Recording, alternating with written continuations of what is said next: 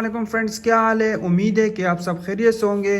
तो आज मैं आपके लिए टच लैम्प पोर्टेबल स्पीकर लेके आया हूँ जो बिल्कुल न्यू आया हुआ है। तो मैंने कहा इसकी अनबॉक्सिंग करवा दूँ।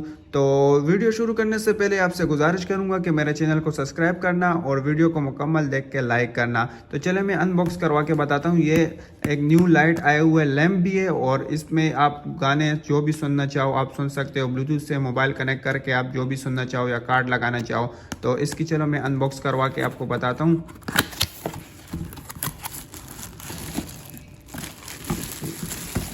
ये आप देख सकते हो, इसकी फुल आप लोग देख सकते हो, खूबसूरत बनाया हुआ है इसको।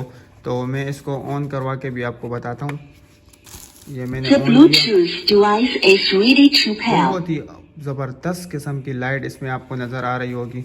तो इसको मैं अपने मोबाइल से कनेक्ट करके भी आपको बताऊँगा।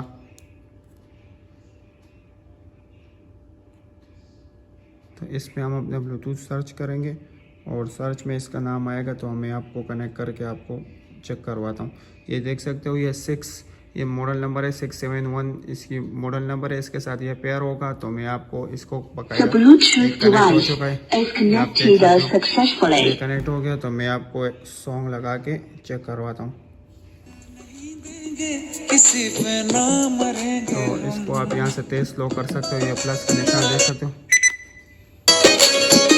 ये हमने सोच रखा था, मोहब्बत ना करेंगे हम किसी को दिल।